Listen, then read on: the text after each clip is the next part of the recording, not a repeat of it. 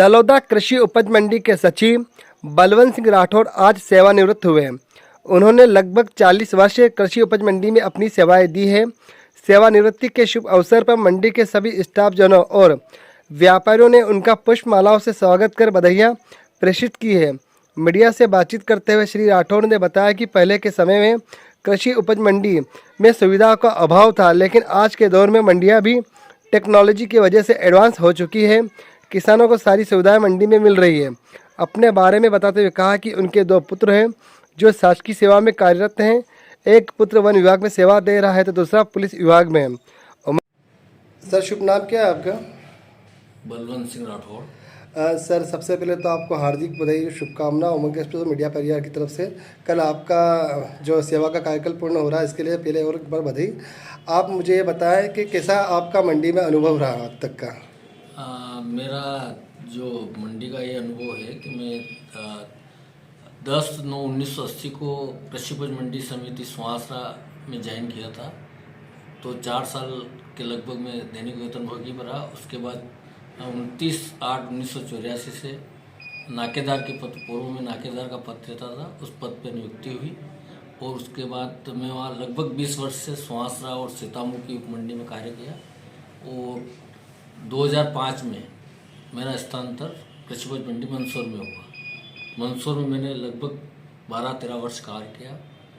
उसके बाद पुनः मेरा वहाँ से स्थानांतर बागली हुआ, जहाँ बहुत ही मंडी नहीं चलती है, लेकिन वहाँ की एक बागली की उपमंडी पूजापुरा है, उसको मैंने मेरे प्रयास से चलाया, जो आज भी चल रही है, क्योंकि उस समय वेतन भी नहीं प्राप्त होता था वहाँ।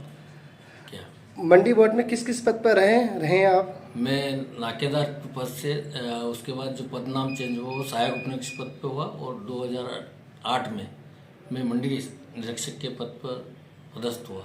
और वर्तमान में मैं मंडी निरीक्षक का पद मूल पद, लेकिन प्रभारी सचिव के पद पर दलोदा में कार्यरत हूँ। आज की युवा पीढ़ी को आप क्या आपका अनुभव देना चाहेंगे, क्या बताना चाहेंगे आपके माध्यम से? मैं यही युवा पीढ़ी को बताना चाह रहा हूँ कि जो मंडी समितियाँ हैं वो लोग किसानों से संबंधित है, इसलिए बहुत समन्वय से कार्य करना है। और अब आने वाला समय जो है कंप्यूटराइज हो गया, इसलिए सारी चीज़ें ऑनलाइन होने वाली है, तो बहुत ही सतर्कता से कार्य करना है। आपके समय में दूरसंचार का इतना चलन नहीं था, उस समय आपको किस प्रकार से काम करने में कठिनाई आती थी? जिस समय बहुत ही ज़्यादा कठिनाई आती थी। पहले फ़ोन थे और वो भी नहीं चलते थे, लेकिन आज के युग में सारी आवश्यक व्यवस्थाएं हो गई, तो कार्य करने में बहुत सुलझता है। वो तत्काल किसी समस्या का हल निकल सकता था, पहले निकालने में बहुत टाइम लगता था।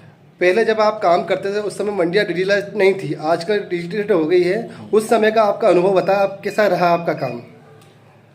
उस समय जैसे कि उस जो समय था उस हिसाब से वहाँ पे फसलें भी कम पैदा होती थी, मंडी भी कम चलती थी।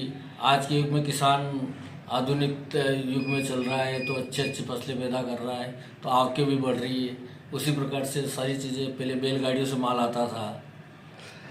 हम अपने मीडिया के माध्यम से ये जानना चाहेंगे, अपने परिवार के बारे में कुछ बताएं।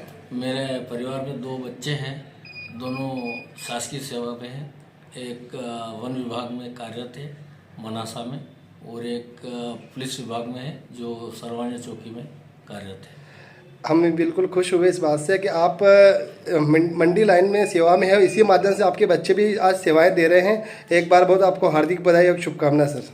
बहुत बहुत धन्यवाद।